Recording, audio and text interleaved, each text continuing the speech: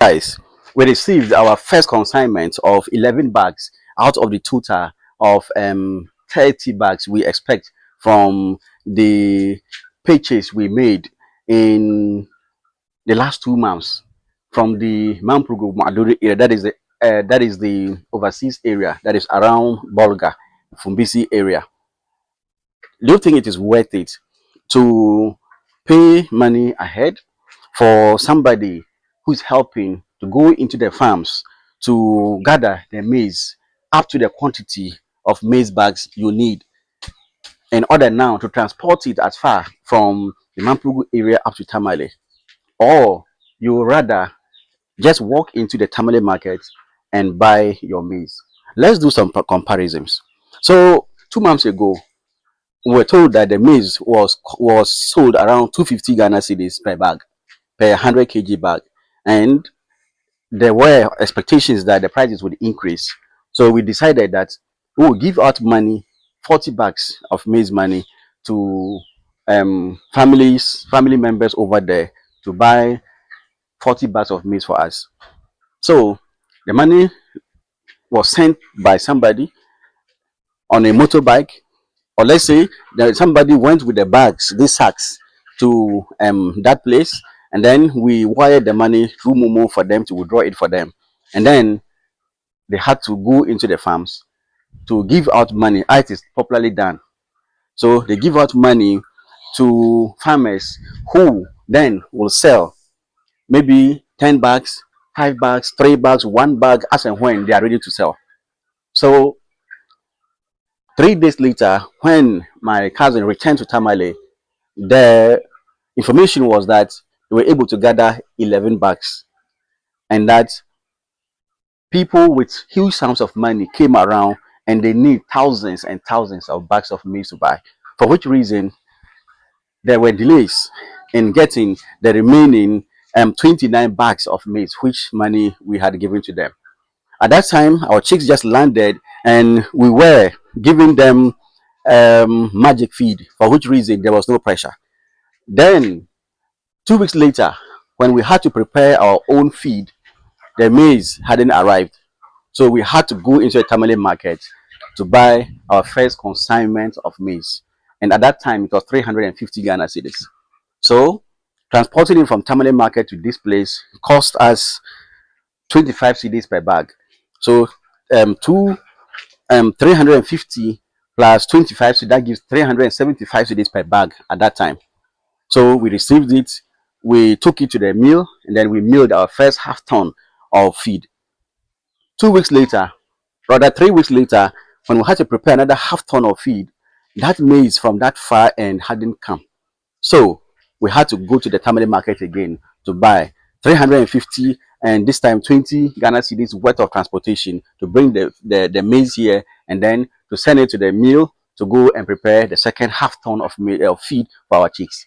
Then the third time we were to buy the maize, we needed the maize to prepare meal. The maize was also not ready because those who were to buy thousands and thousands of bags were still buying, and we wouldn't get.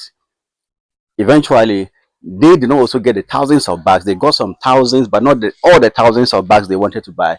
For which reason, they had to also leave the place. And then we started also getting 1 bag here, 2 bags there. But we didn't even end up getting the total number of bags we wanted.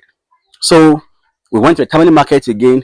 We bought this time at 320 Ghana cedis per bag, and then we transported it here at 15 cedis more, which became 335 Ghana cedis. No, 345 Ghana cedis before the maize. No, 335 Ghana cedis before the maize got here. So we picked it again to the miller, then we milled it, and we got a ton, which we fed them up to some time. So after 2 months of giving out money for 40 bags, we're able to receive 11 bags. But when the 11 bags came in, I noticed that the size of the bags are a little bigger than the cocoa jute sacks that we receive from Tamale, the Tamale market, these types. And from the look of the grains, when you look at the grains of the maize we got from the overseas area, the grains look also far, far bigger than the grains we had from the Tamale market, which are very tiny. For this reason, will you say that it was worth it to wait for 2 months, albeit that there are times we needed the maize, we didn't get the maize, for which reason you even had to call back about 10 bags of maize money to buy it from the Tamale market, leaving 30 bags, and which they eventually got, and which is now starting to come gradually. And even the 270, the prices increased. The 250, the prices increased to 270, the later it increased to 280. So the remaining bags of maize were gotten for 280 Ghana cedis. So transporting them now from the Maduri area, the Yaba area to Tamale, a bag cost 30 Ghana cedis. So 30 Ghana cedis plus 280, that gives you 310 Ghana cedis. Then that is up to the Tamale Ababu market. And from the Ababu market, you transport it again to here, which is where our family is located in Sanakuko. So that one also, a bag costs 20 Ghana cedis. So 310 Ghana cedis plus 20, that gives you 330 Ghana cedis per bag from where it was up to here. Let's not discount the fact that people travel with moto up to that place to supply the bags to them. People also had to go around to buy. So all of these were not factored into the cost. So at the end of the day, would we say that we're better off waiting 2 months to get our maize, which even not all has even arrived? We still have more than 19 bags left to receive from this particular supply. If we are to grind our next ton, we use almost half of this. We use 6 bags out of the 11 that came. Then we will have to expect more to come before we would be able to prepare the next ton of feed. So no doubt that we would get a little more than 100 kilograms of maize as compared to the 100 kilograms of maize we get from the Tamale market. But the question is still, is it worth it to wait this long? Next purchase, after this all come in and are exhausted, should we just go to a Tamale market and buy, or we should still send money this far for and wait for another period of time, maybe 2 months or more, before we receive our grains? I don't know what your experience is, but from what I am seeing in business, you need to have control. When the money was sent, though we trust the guys who were doing the buying, but we lost control of the money in our hands to be able to purchase any grains from the terminal market should we need some urgently. Assuming they were attacked at any point in time and robbed, would have lost their money. Also, assuming